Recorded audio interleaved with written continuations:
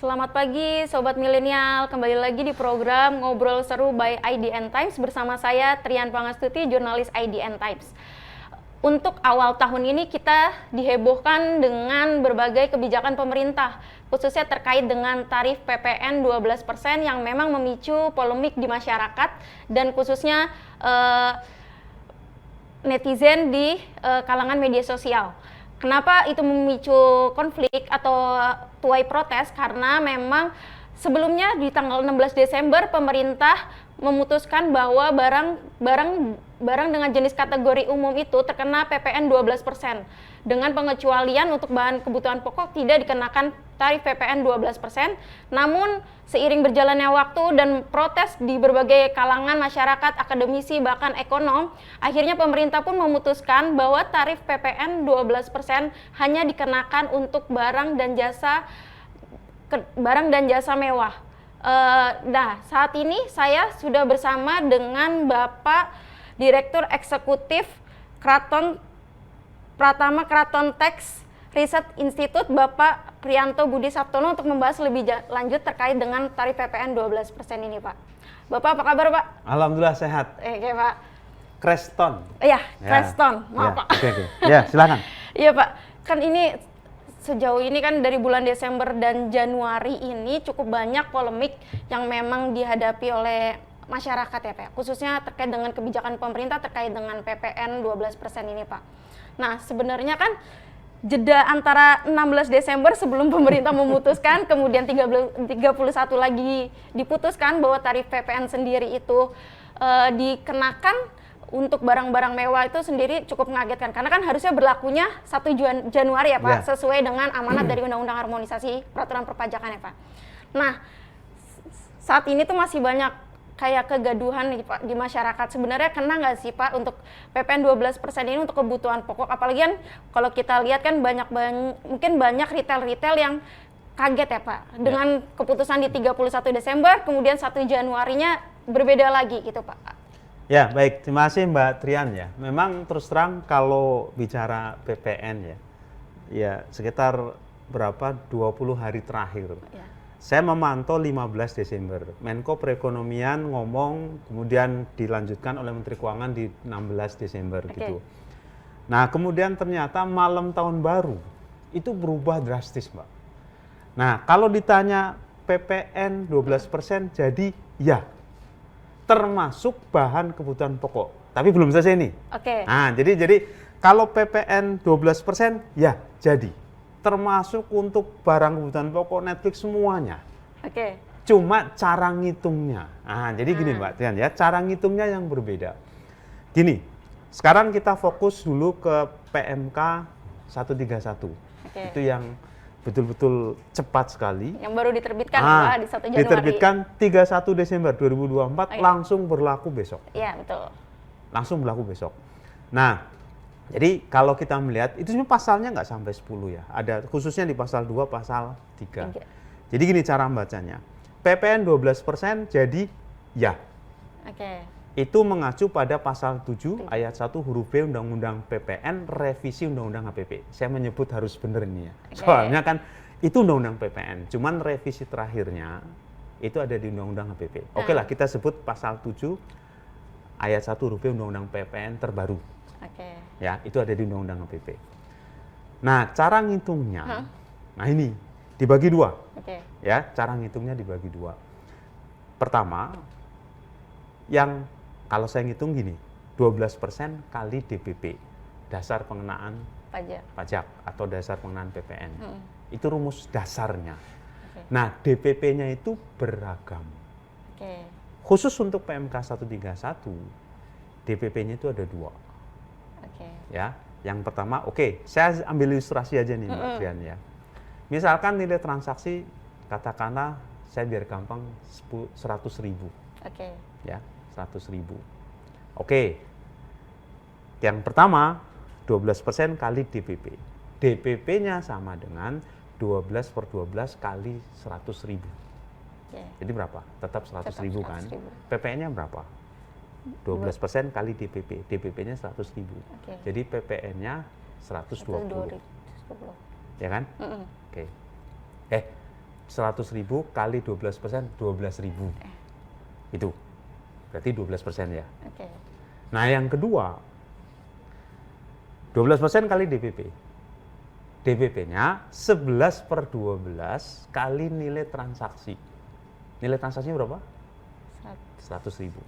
Kalau 11/12 kali 100.000, berarti ini, karena angkanya keriting itu. Oke. 96.666.667. Wes, pokoknya ini. Tapi kalau kita hitung PPN, Ha. 12% kali 11/12 kali nilai transaksi. Nilai transaksi berapa tadi? 100.000. Kalau kita gabung, ketemunya apa? 11.000. Oke. Jadi gitu. Kalau ngomong PPN tarif 12% naik, iya. Cuman cara ngitungnya berbeda, sehingga beban masyarakat sebagai penanggung PPN juga berbeda. Ada yang harus nanggung 12% atau 12.000 tadi, ada yang nanggung 11%. Karena tadi pakai 11/12. Lalu barang apa, jasa apa yang terutang yang tadi tetap full 12%. Itu adalah barang mewah, spesifik barang mewah yang sudah kena PPNBM. Oke ya. Nah, apa itu barang mewah? Jadi jangan tanya definisi barang mewah. Cari di internet, cari mana pun nggak bakalan ketemu.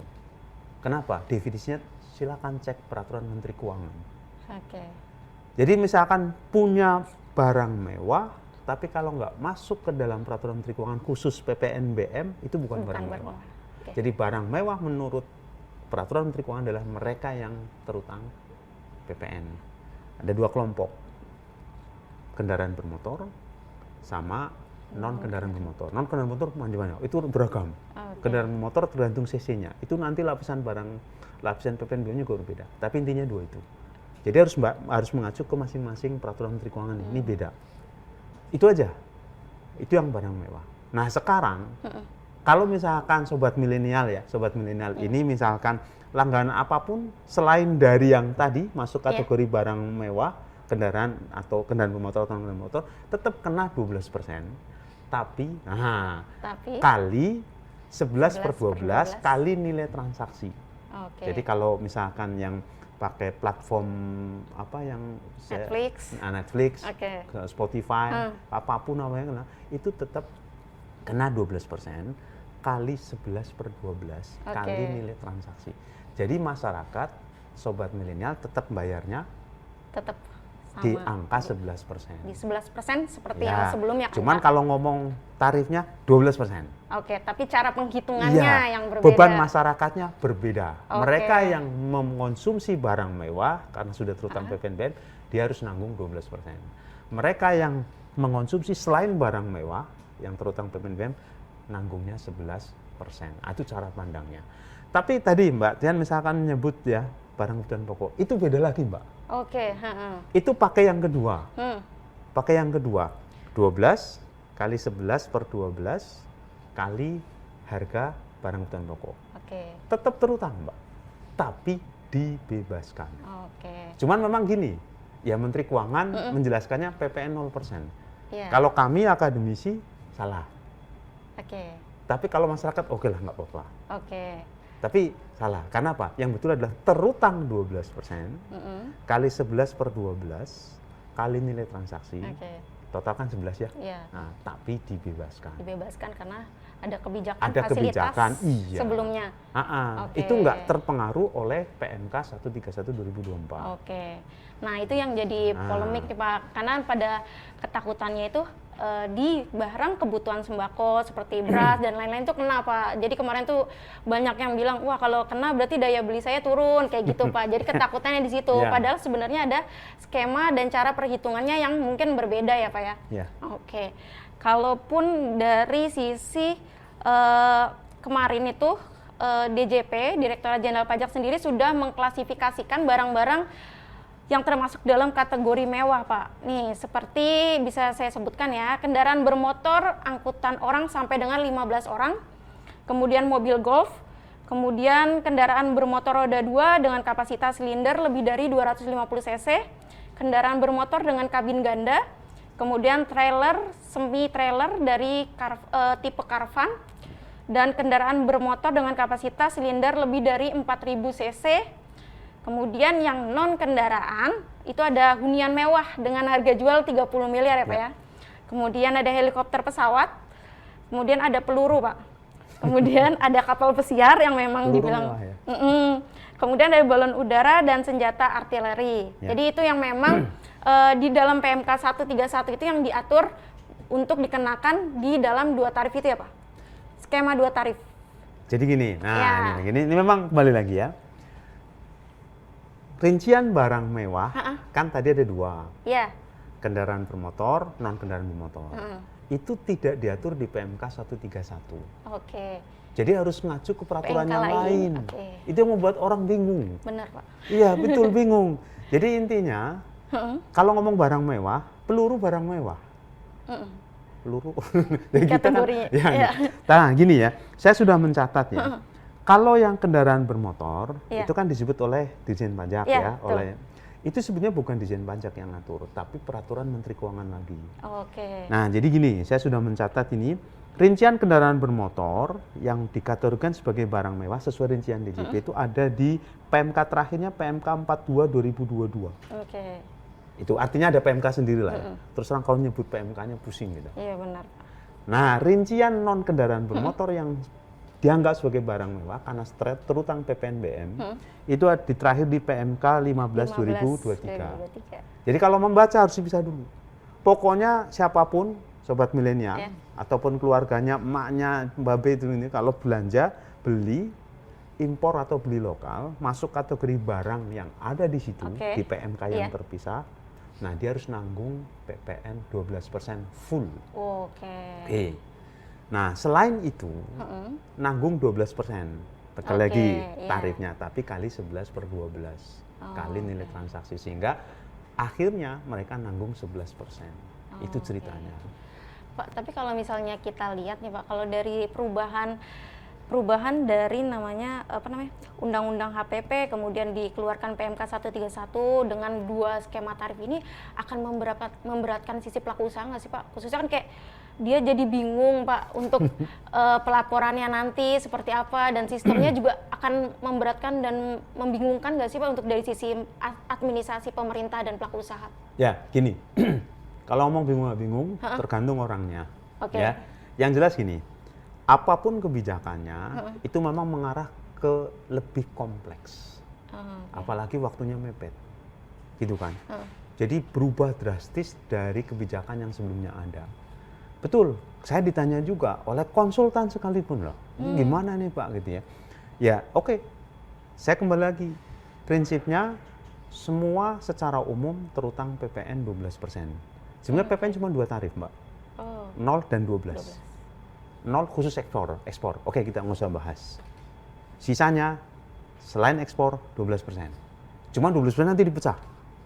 Itu yang terutang. Tapi kita juga nanti bisa ngomong tidak terutang PPN itu sedikit lah. Jadi kalau mau secara komprehensif gini Mbak, PPN ada yang terutang, tidak terutang. Yang tidak terutang itu sedikit. Kalau barang pertama makan minum di restoran, itu tidak terutang. Kenapa? Karena kena pajak restoran. Yang kedua uang.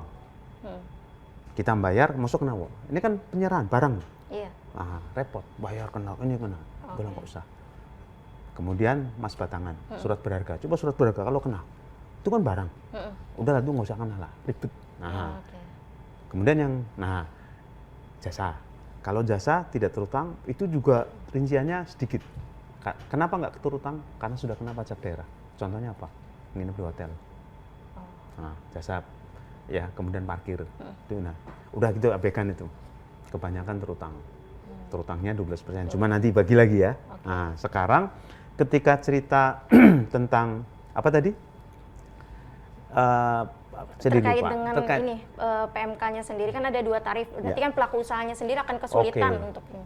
Nah, gini, Mbak. PMK-nya kan simpel ya. Cuman berapa pasal? Cuman berapa pasal, benar. Ya, cuman kan ya betul. Penurunannya kita harus menggabungkan dengan peraturan yang lain. Nah, teknisnya nanti ketika nerbitin bukti dari pemungutan PPN apa? Faktur pajak. Iya, betul. Di situ disebutkan faktur pajak pakai nilai lainnya. Nilai lainnya yang tadi 11/12 kali nilai transaksi. Itu. Pak, kalau retail gimana? Saya nanya. Ya sudah, retail buatlah minimarket itu ya. Buatlah stroke, tambahin satu baris. Transaksi berapa? 100.000. Oke. Kemudian DPP. Berarti tadi 11/12 kali 100.000. Berarti 96, 66, 667. PPN-nya berapa? 12%. Totalnya berapa? 11. Kan 100 kali 11% gitu ya. Tambahin itu. Itu yang. Kemudian kalau mereka yang pengusaha menggunakan faktur pajak yang lengkap, tinggal tambahin, tinggal biasa. Di situ udah ada. Ngisinya nggak masalah. Yang tadinya transaksi 100 juta, PPN sebelumnya kan 11. Harus hitung dulu. 100 juta, DPP. DPP-nya tadi 11/12. Ya kalau saya hitung kan 96, 666, 667. Oke, barulah PPN 12. Jadi sebenarnya sederhana. Cuman karena baru langsung diterapkan, nggak ada masa transisi persiapan memahami. Nah, itu menjadi ribet. Tapi kalau sudah paham, ya lebih sederhana. Tinggal nambahin aja DPP nilai lainnya 11/12 kali nilai transaksi. Itu di faktur pajak. Kemudian ngisi SPT. Kan semua SPT pelaporan pajak itu ada di Cortex. Dan itu sudah difasilitasi pakai nilai lainnya. Memang sempat, Pak, kalau transaksi dengan WAPU gimana, pemungut PPN dengan pemerintah, dengan instansi BUMN, ya sudah. Tetap mau pakai apapun ya tarifnya selain yang barang mewah tadi ya 12% kali 11/12 kali nilai transaksi. Gitu. Jadi sebenarnya sederhana itu. Loh Pak, yang kan Pak udah keburu, udah kalau bahasa Jawa kadung itu apa ya Mbak? Terlanjur. Ya? Saya mohon maaf ini bahasa terlanjur nagih 20%, ya tinggal dibetulin. Sekarang gini Mbak, mungut PPN dengan 12% full, itu kan duitnya belum masuk kas negara. Masih di pengusaha, Netflix, Spotify, ya tinggal balikin selisihnya. Ya tinggal balikin selisihnya, faktur pajaknya diganti. Aturannya udah ada. Ya, itu. Oke Pak, saya mau tanya nih, kan memang kalau kemarin kan ada yang udah membayar 12% Pak untuk wifi dan layanan lain-lain, kemudian retail di tingkat minimarket atau mungkin ada yang sudah menaikkan 12% Pak. Nah, bagaimana Direktorat Jenderal Pajak sendiri memastikan bahwa kelebihan bayar dari konsumen akhir itu benar-benar dikembalikan Pak? Apakah memang ada cara dan mekanisme yang bisa menjamin bahwa yang harusnya PPN-nya 11% jadi 12%, kan artinya ada selisih Pak, dan itu benar-benar dikembalikan ke wajib pajak atau konsumen akhir tersebut Pak? Sebenarnya urusannya bukan Dirjen Pajak. Urusannya Mbak, saya ngasih, saya bayar 12%, kan tadi 112, kan ngembaliin berapa? 1.000 ya? 1.000. Ya tinggal berdua aja, kan Mbak penjual belum store ke kas negara, ya kan? Ya udah tinggal balikin. Terus faktur pajaknya gimana? Tinggal diganti. Itu aja, tinggal diganti. Memang, kalau saya sebut peraturannya, peraturannya beda lagi. Peraturan Dirjen Pajak nomor per 03 2022 yang telah diubah dengan peraturan per 11 2022. Nah, bingung lagi kan. Jadi gitu ceritanya, karena di kali gimana? Ada aturan lain. Ini kalau orang awam, waduh aturannya ini ada lagi, sana lagi, sini lagi. Itu. Nah, saya melihat Dirjen Pajak perlu menyatukan sosialisasi sedemikian banyak sehingga nantinya paham. Gitu. Berarti poinnya memang sosialisasinya masih kurang ya Pak ya? Nah, boleh nambah nih. Jadi gini, masalahnya apa? Apapun peraturannya, baik level undang-undang sampai level paling bawah, peraturan Dirjen Pajak, peraturan Menteri Keuangan, terus ke atasnya peraturan pemerintah. Kalau sudah diundangkan, kalau bahasa hukum, masyarakat sudah dianggap tahu. Nggak ada istilah, saya nggak tahu Pak, nggak ada. Belum sudah, nggak ada. Jadi kalau Mbak baca setiap peraturan paling bawah sebelum diundangkan, itu pasti ada. Agar masyarakat mengetahui muat peraturan ini dalam lembaran berita negara. Itu kalau bahasa teorinya teori fiksi hukum, teori hukum fiksi. Maksudnya apa fiksi? Masyarakat dianggap tahu, padahal ya belum ada yang tahu. Itu makanya istilah yang digunakan di dalam ilmu hukum yang melandasi pembuatan aturan itu teori hukum fiksi. Masyarakat dianggap tahu, tapi nggak tahu. Kenapa? Logika sederhana aja. Itu yang nyusun siapa? Pemerintah. Pemerintah. Pemerintah itu kan turunan dari undang-undang. Undang-undang yang nyusun siapa? Legislatif. Undang-undang legislatif. Legislatif siapa? Wakil rakyat. Wakil rakyat. Nah itulah kenapa rakyat kan yang nyusun tanda kutip peraturan. Kan legislatif udah ngomong, hei pemerintah urusan kayak gini urusan lu lah, nggak usah legislatif, urusan eksekutif. Oke. Makanya kemudian ya udah karena gua diberi kewenangan, ya gua susun hierarki sampai ke PMK ini kan. Itu turunan dari undang-undang loh. Oh. Turunan dari undang-undang pasal 8A. Undang-undang PPN pasal 8A ayat 1 nanti kemudian turun lagi. Mohon maaf ini saya teknis ini. Pasal 16G. Turunlah undang-undang PPN loh. Silakan lu Menteri Keuangan tolong buat aturan teknis kayak gini untuk nilai lainnya. Nah, Menteri Keuangan hadir. Ini loh PMK 131. Ya memang pusing kalau ngeliat ini karena tapi itulah mengapa masyarakat dianggap tahu meskipun tidak tahu. Ya teori hukum fiksi gitu. Oh, gitu, Mbak. Oke, Pak. Tapi kalau kita lihat kan Undang-Undang Harmonisasi Peraturan Perpajakan sendiri kan memiliki keputusan bahwa tarif PPN itu dimulai dari 10 ke 11, terus 11 ke 12 dan ada potensi ke 15, bahkan yang paling rendah di 5%, Pak. Untuk tarif PPN. Nah, sebenarnya apakah memungkinkan bahwa pemerintah sendiri menurunkan tarifnya hingga serendah-rendahnya di 5%, Pak? Mengingat bahwa banyak program-program pemerintah yang memang saat ini membutuhkan biaya yang sangat berlebih dan mungkin momennya kapan, Pak, untuk PPN ini bisa turun ke 5%, Pak? Kalau mungkin. Mungkin. Gini ceritanya. Itu ada di pasal 7 Undang-Undang PPN versi Undang-Undang HPP. Oke. Ya, saya nyebutnya harus benar. Undang-Undang PPN versi Undang-Undang HPP. Pasal 7 ayat 3 dan ayat 4 memungkinkan begini. Hei pemerintah, kalau lu mau nurunin boleh. Minimal 5, maksimal 15. Tapi caranya gini nih, kata undang-undang. Lu pemerintah buatin RPP, rancangan peraturan pemerintah. Lu ajuin ke DPR, nanti lu ajuin juga tuh RUU APBN. Bahas bareng. Kenapa RUU APBN? Isi APBN apa? Kan target penerimaan pajak, ya dah? Target penerimaan pajak. Jadi di situ dengan RPP ini mau tarif berapa? Itu harus nyambung ke target penerimaan pajak. Makanya ada RUU APBN. Lalu sama lagi, nanti nyambung lagi Undang-Undang Keuangan Negara, Undang-Undang Perbendaharaan Negara. Hei pemerintah, tolong lu buatin ya anggaran belanja setiap tahun mau bangun apa, mau kasih subsidi apa. Nah, dananya dari mana? 86% dari pajak. Ya tolong. Nah, Pak, kalau nggak cukup gimana? Ya sudah, boleh silakan lu ngutang. Tapi nggak boleh ngutang, nggak boleh 3% maksimal nih dari target APBN atau 60% dari PDB. Nah, jadi itu bisa, Mbak. Cuman ini nggak dipakai oleh pemerintah. Makanya pemerintah ngambil yang paling tinggi. Sekarang gini, Mbak. Kalau udah mau pakai itu berarti harus melibatkan DPR. Iya, betul. Sekarang gampangan mana? Ini cuma PMK. Logikanya? Gampangan PMK. Karena kalau DPR agak berlarut ya itu masalahnya. APBN sudah diketok. 2025, turunannya udah ada, Perpres 201 2024. Nah kalau ini berubah lagi, Mbak. Tadinya saya ditanya bulan November bisa pakai Perpu, pemerintah nggak pakai itu. Iya, justru jadinya malah ada DPP itu ya, Pak ya? Iya, dia pakai celah peraturan. Iya, celah peraturan yang ada di Undang-Undang PPN, DPP nilai lainnya, langsung turunannya ada di pasal 16G Undang-Undang PPN versi yang Undang-Undang HPP. Silakan lu pemerintah, lu gua kasih kewenangan buat PMK tentang DPP lainnya. Bagi pemerintah itu paling simpel. Presiden ngomong sore, langsung kan eksekusi oleh Menteri Keuangan dan timnya malam jadi kan? Iya, malam. Mungkin sambil tahun baruan di lapangan Banteng jadi itu besok berlaku. Tetap masuknya ke koordinasi sama Kementerian Hukum dan HAM kan? Koordinasi apanya? Nomornya. Iya. Nomornya. Kemudian lembaran berita negara nomor udah dapet slotnya udah dapet ini.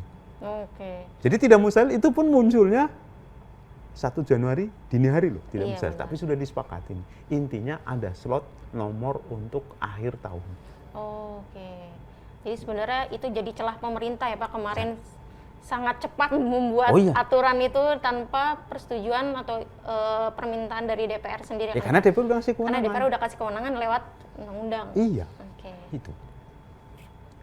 Pak, tapi kan kalau kita lihat Pak, untuk penerimaan dari tarif PPNBM sendiri kan untuk sejauh ini masih kecil ya Pak ya? Ya. Atau kurang optimal Pak? Apa dengan adanya pengenaan di PMK 131 ini dan tarif PPN 12% ini akan cukup efektif Pak untuk menggenjot penerimaan dari PPNBM Pak? Oke, ini PPN atau PPNBM? PPNBM. PPNBM dulu. Oke, PPNBM. PPNBM itu adalah tambahan pajak untuk PPN. Jadi nggak ada barang yang kena PPNBM tapi nggak kena PPN. Oke. Jadi cara pandangnya ada yang kena PPN tapi nggak ada PPNBM. Oke. Ada yang kena PPN dan PPNBM. Iya. Tadi barang mewah. Sekarang gini, kita lihat pajak itu punya fungsi apa sih? Mungut, distribusi kan, Iya. buat pembangunan. Tapi ada kalanya pajak mikir, pajaknya tinggi, saya mau beli, wah ini nih pajaknya tinggi, nggak jadi beli ah. Nah itu yang dipandang oleh pemerintah, pajak bisa punya fungsi mengatur hasrat masyarakat untuk mengonsumsi barang mewah. Jadi cerita PPNBM itu bukan cerita tentang bagaimana target penerimaan pajak, lebih fokus untuk mengatur konsumsi masyarakat. Makanya coba yang dijadikan sebagai objek PPNBM apa? Sesuatu yang mewah. Supaya konsumsi masyarakat jangan jor-joran. Oh. Contoh alkohol, ya kan, mobil-mobil mewah itu ya. Udahlah mobil yang kalau bisa listrik malah gitu ya, karena ada pertimbangan lain transisi energi, gitu kan. Jadi pertimbangan PPNBM itu tidak sepenuhnya pertimbangan bagaimana pencapaian target penerimaan negara dari PPNBM, tapi lebih ke reguleran, mengatur supaya konsumsi masyarakat tidak cenderung ke mewah. Oke. Gitu. Pak, tapi kan kalau kemarin kan sebelum adanya keputusan 31 Desember sendiri kan pemerintah sudah menghitung Pak bahwa bakal ada penerimaan sekitar 75 triliun jika memang tarif PPN 12% dikenakan untuk barang-barang premium. Dan yang bahan kebutuhan pokok tetap dipengecualikan. Nah, sebenarnya Pak dengan adanya keputusan 31 Desember sendiri Pak, potensial loss-nya berapa sih Pak dari penerimaannya sendiri Pak? Boleh Pak hitung-hitungannya Pak? Hitung-hitungan memang belum ada. Kenapa begini? Pemerintah coba lihat ya PMK 131 2024 tentang tarif DPP nilai lainnya itu. Iya. Tujuannya apa? Keadilan. Bukan masalah, kalau istilah kami di kampus, bukan revenue productivity, bukan mencari penerimaan, keadilan dulu. Keadilan ya sudahlah, gua tetap mengakomodasi tarif PPN sesuai undang-undang HPP tadi 12%, tapi gua juga mengakomodasi masyarakat yang begitu kencang penolakannya. Nah makanya nyambung kan, tetap 12%, tapi masyarakat nanggungnya 11%. Nah itu sampai sekarang pemerintah memang belum otak-atik gitu ya, karena pemerintah sudah merinci Undang-Undang APBN 2025 ke Perpres 201 2024. Rinciannya masih seperti itu. Saya ditanya juga, terus gimana nih tax revenue loss-nya? Udah gini aja, itu nggak berubah total penerimaannya, ada trade off. Kenapa? Pemerintah juga punya penerimaan dari PPH. Itu kalau dilihat, itu lebih gedean PPH loh, walaupun mulai bergeser. Nggak apa-apa lah ini berkurang. Tapi mudah-mudahan ekonomi tumbuh, ya kan? PPH badan korporatnya itu membayar pajaknya karena profitnya gede.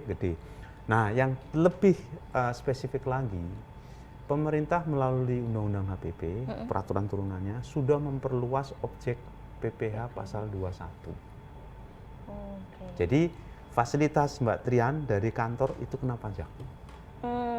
Makan ini bisa dihitung nanti 1 galon berapa gitu. Oh iya, ini apa? Natura, kena pajak. Iya, natura.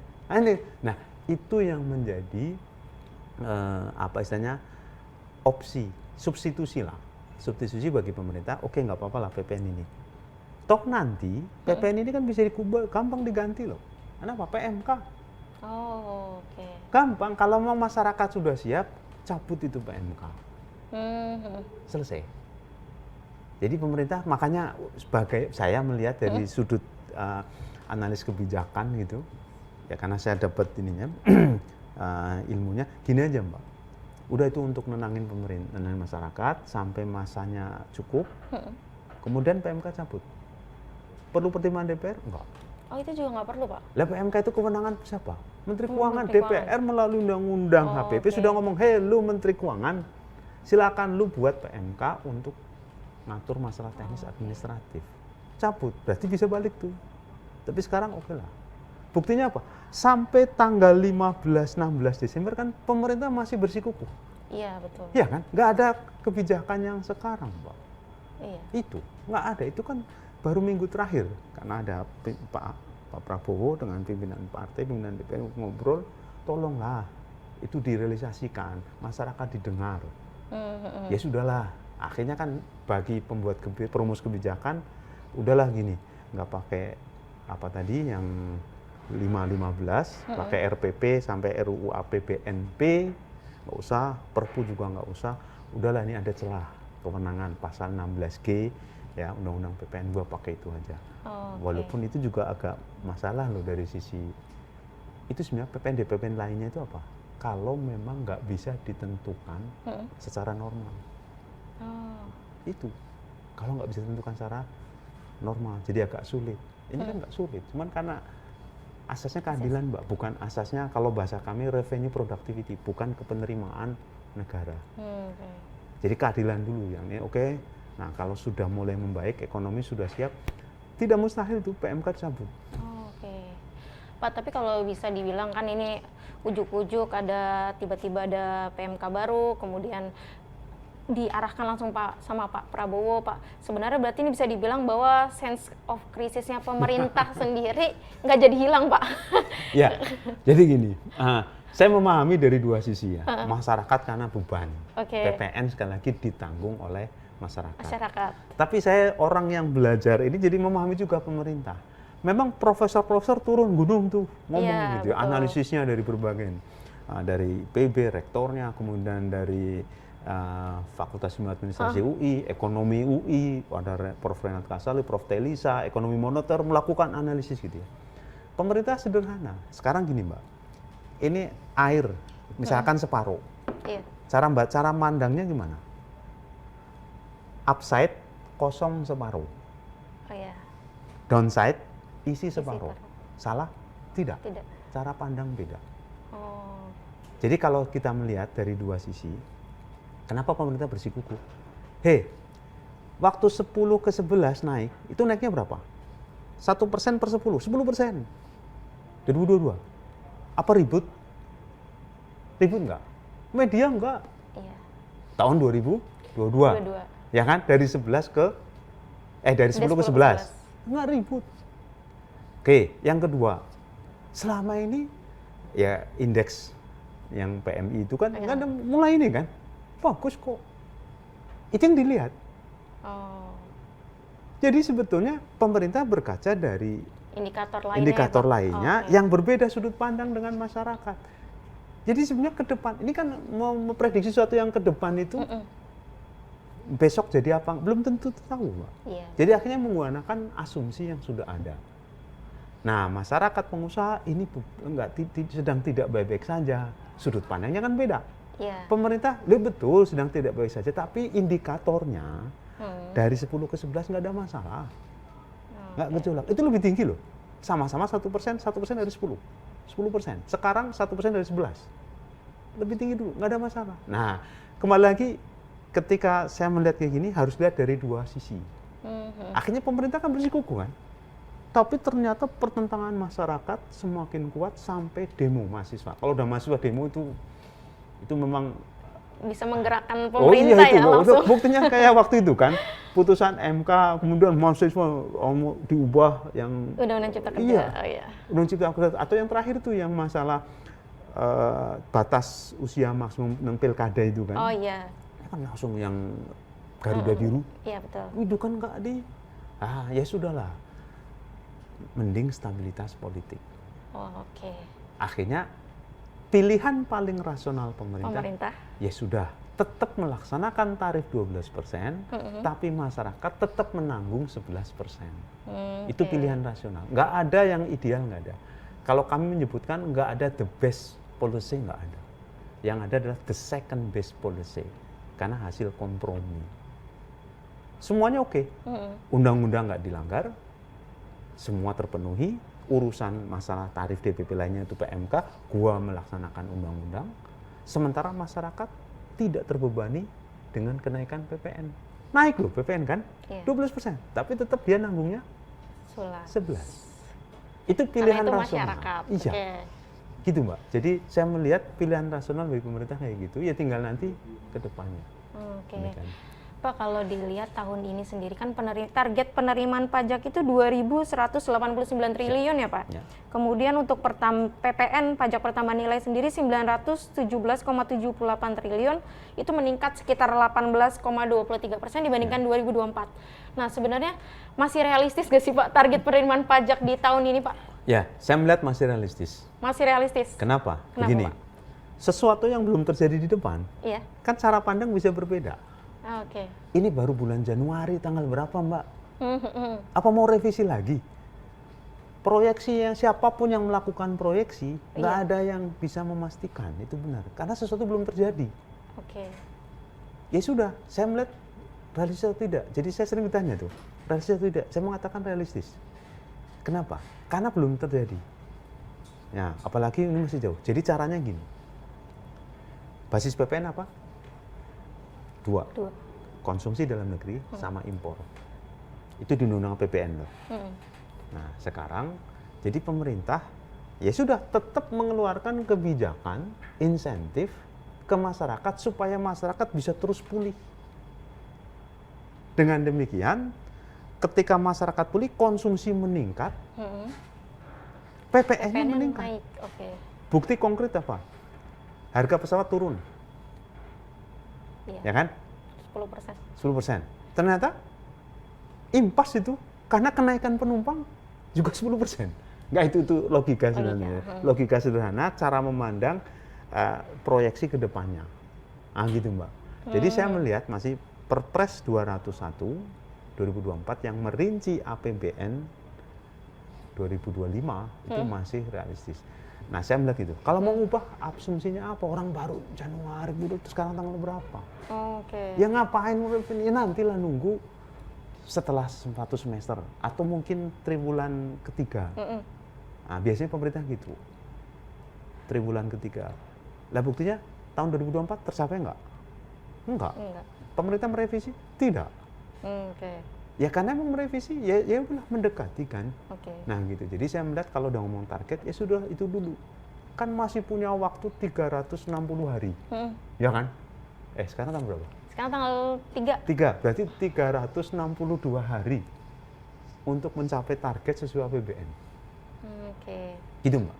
Jadi caranya kalau ngelihat, karena basis PPN adalah konsumsi, konsumsinya ditingkatkan berarti kemampuan masyarakat daya belinya ditingkatkan, kasih insentif. Nah itu logika di kebijakan fiskal kayak gitu. Mungkin kalau dari sisi pengamat ekonomi makro itu mungkin kekhawatirannya itu karena pemerintah sudah menghitung ada penerimaan 75 triliun.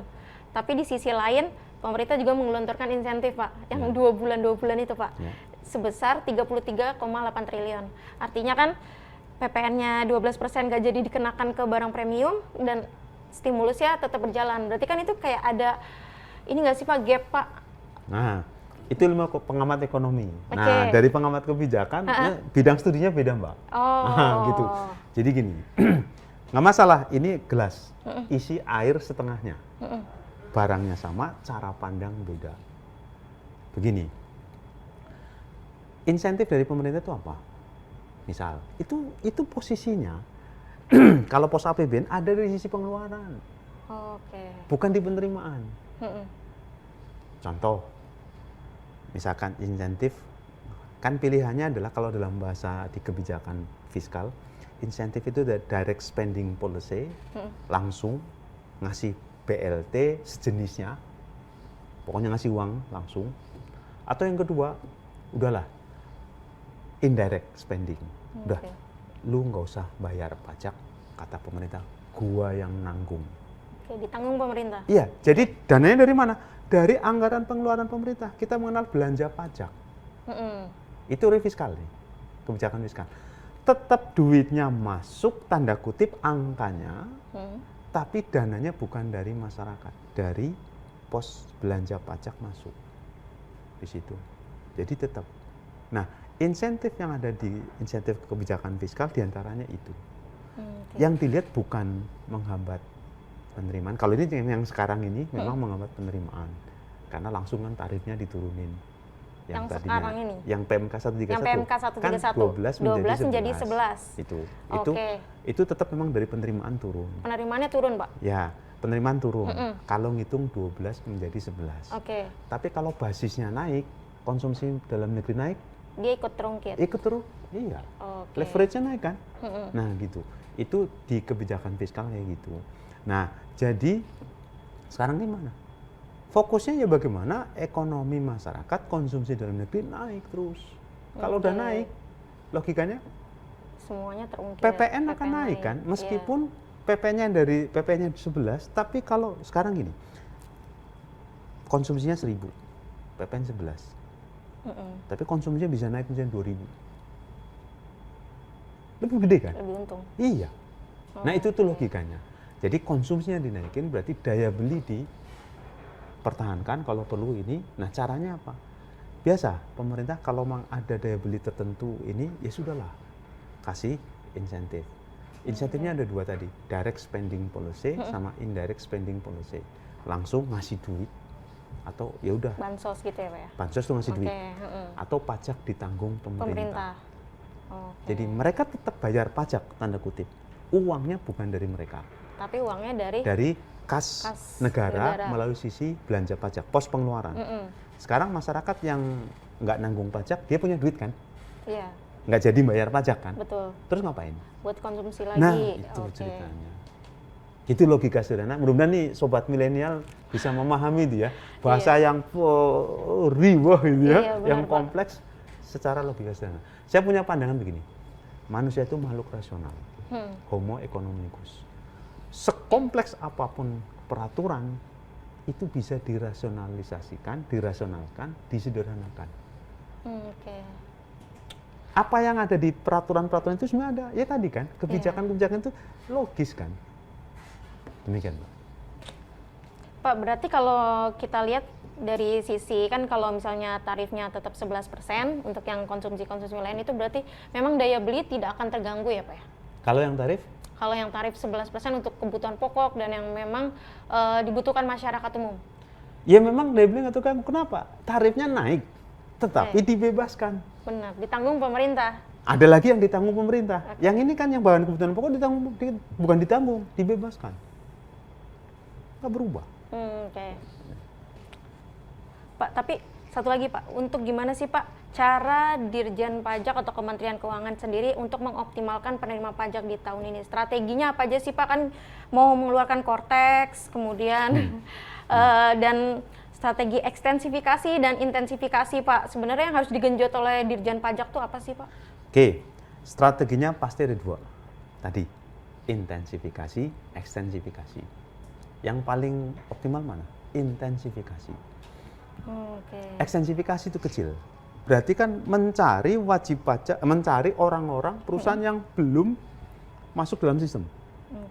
Ekstensifikasi, kasih NPWP secara jabatan. Tapi kalau intensifikasi itu yang paling utama. Kenapa? Kantor pajak bisa ngejar 5 tahun terakhir kewajiban perpajakan. Nah, misalkan Mbak Trian sudah, tapi bisa jadi dari data Mbak Trian pernah transaksi ke luar negeri, kemudian ke luar negeri belanja ke sana kemari. Pertanyaan saya, uang yang buat belanja dari mana? Sudah dilapor di laporan pajak belum? Disitulah cerita tentang Cortex dengan intensifikasi pajak. Caranya apa? Membandingkan data Mbak Trian di medsos itu nanti akan ditandingkan dengan laporan pajak. Jadi Cortex punya fungsi ke sana. Kedepannya akan lebih intensifikasi. Jadi emang Dirjen Pajak sendiri harus lebih memperkuat intensifikasinya ya Pak ya? Ya, itu sudah ada, Cortex itu. Kalau untuk sisi ini Pak, kan kemarin juga Dirjen Pajak menyampaikan bahwa retail-retail yang memang sudah terpaksa menaikkan tarif 12%, dikasih waktu transisi selama 3 bulan untuk kembali ke sistem 11%, Pak. Apa memang untuk waktu tersebut cukup efektif, Pak? Cukup. Kenapa? Itu ngubah sistem loh, Mbak. Iya. Ngubah aplikasi penjualan yang memang automatically generated by komputer kan. Itu harus diubah aplikasinya, Mbak. So, programnya diubah. Oh. Itu. Nah, jadi yang masalah kan bukan peraturannya. Ini karena sistem 12% full itu kan sudah masuk ke dalam aplikasi berbasis komputer, berbasis IT. Tagihan itu kan online. Itu kan langsung tuh. Nggak perlu tanda tangan. Itu kan harus ngubah dulu, Mbak. Itu ceritanya. Jadi kira-kira gimana? Ya 3 bulan mengubah bahasa program sehingga nantinya tarifnya 12% kali 11/12 kali ini. Itu ngomong kayak gini harus masuk ke bahasa program. Oh, jadi ada programnya memang di sistem. Lah, sekarang Mbak beli di minimarket. Otomatis kan? Otomatis. Apa pakai ini Simpo, apa kalkulator? Enggak, otomatis. Itu langsung. Ini itu kan seluruh Indonesia. Ubah aplikasi dulu. Aplikasi di penjualan ya. Itu. Megan. Berarti memang 3 bulan cukup ya, Pak, untuk mengubah sistemnya sendiri. Pak, satu lagi, Pak, berarti Pak untuk kinerja pajak, Pak, untuk yang Bapak mungkin lihat, Pak, di kurun waktu 2024, 2023 dan di tahun ini sendiri dengan target yang memang juga meningkat ya, Pak, 2.180 triliun itu apa sih, Pak, yang memang harus diupayakan oleh Dirjen Pajak sendiri? Karena kan kalau melihat mungkin di 2024 ini ada potensi tidak 100% ya, Pak. Karena kan untuk 2024 sudah tidak sampai ya. 2024 sudah tidak tercapai. Sudah tidak tercapai, Pak. Nah, itu gimana, Pak, untuk 2025, Pak? Ya, kalau ngelihat dari sisi kebijakan, pilihannya 2 tadi. Intensifikasi sama ekstensifikasi. Intensifikasi itu nanti kalau kita ngelihat ya, DJP punya target nanti diturunkan ke masing-masing kanwil masing-masing KPP, sehingga KPP ini nanti akan memetakan potensinya apa. Jadi mereka punya sistem, punya prosedur, ada di surat edaran Dirjen Pajak nomor SE05 2022 itu nih. Jadi potensi intensifikasi itu bukan dari Dirjen Pajak di Jakarta, tapi masing-masing KPP, kantor pelayanan pajak, tetap menggunakan 2. Intensifikasi, ekstensifikasi. Nah, dengan bantuan Cortex, itu proses mitigasi, kalau kami menyebut data matching. Jadi laporan Mbak Trian berapa di SPT, tapi Mbak Trian sering jalan-jalan, itu bahasa sederhana saya, jalan-jalan itu kan konsumsi. Uang dari mana, Mbak? Terus kemudian bisa beli rumah mewah, kemudian ada home tour. Pertanyaan berikutnya, uang dari mana, Mbak?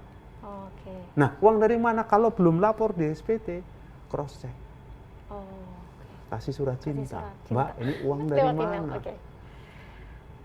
Ini dikasih. Objek pajak penghasilan, lapor dong. Itu intensifikasi. Jadi cara yang memang Cortex itu mengarah ke sana. Intensifikasi dengan proses data matching. Cortex itu betul-betul canggih. Jadi pokoknya, mohon maaf, nama Trian bisa jadi ada TRIAN, ada pakai Y. Ini 1 orang atau 2 orang. Ternyata nick-nya 1. Wah, 1 orang ini. Nah, jadi kalau ada data yang berbeda, oh ya sudah, 1 orang klarifikasi. Mbak, ini sampean 1 orang dong. Nah, gitu, Mbak. Pak, terima kasih banyak loh, Pak, atas waktunya, Pak. Nah, berarti Pak mungkin bisa diberikan ini, Pak, harapan, Pak, atau mungkin saran ke masyarakat bahwa sobat milenial nggak perlu khawatir karena pemerintah memiliki 2 sisi untuk menetapkan kebijakan dan tidak perlu khawatir bahwa memang untuk barang kebutuhan pokok itu tidak dikenakan. Ya, baik sobat milenial, ya. Memang kalau bicara pajak itu seperti halnya kematian. Kata Benjamin Franklin, nothing certain in the world but death and tax. Nggak ada yang pasti dunia ini, kecuali mati dan pajak. Ya, Nah, jadi nothing certain in the world ini except death and tax menggambarkan sampai kapanpun sobat milenial hidup masih harus nanggung pajak. Terus gimana? Ya, jadi memang cara sederhana supaya kita tidak bingung, ya harus paham, berarti harus terus belajar. Nah, dari pajak yang semakin kompleks itu sebetulnya ada satu logika dasar yang bisa kita pahami. Seperti yang tadi disampaikan, sebenarnya ada logika dasar yang bisa kita jadikan sebagai acuan kenapa pemerintah mengut pajak. Nah, kalau udah kayak gitu, satu hal, pemerintah mengut pajak karena sudah diamanatkan oleh undang-undang. Undang-undang itu hasil kesepakatan antara pemerintah dengan DPR. DPR itu siapa? Wakil rakyat. Jadi kalau DPR sudah ketok undang-undang pajak, berarti rakyat tanda kutip setuju terhadap pajak. Cuman masalahnya disosialisasi. Jadi memang dari sisi pemerintah harus terus sosialisasi, dari sisi masyarakat harus sadar juga bahwa memang tidak bisa hidup negara Indonesia ini tanpa pajak. Demikian. Oke, terima kasih banyak Pak Priyanto atas waktu dan kesempatannya dan penjelasan yang sangat ada dagingnya sih Pak, banyak dagingnya Pak. Info-infonya Bapak tuh banyak dagingnya, khususnya untuk sobat milenial yang memang awalnya nih nggak tahu nih cara penghitungannya dan mungkin apa aja sih barang yang memang dikenakan dan tidak. Nah, dengan penjelasan dari Pak Priyanto semoga lebih mencerahkan ya, jadi dan tidak gamang lagi nih kena atau tidak, dan mungkin khawatir terkait dengan mungkin tadinya sudah membayar 12%, jangan khawatir, nanti akan ada pengembalian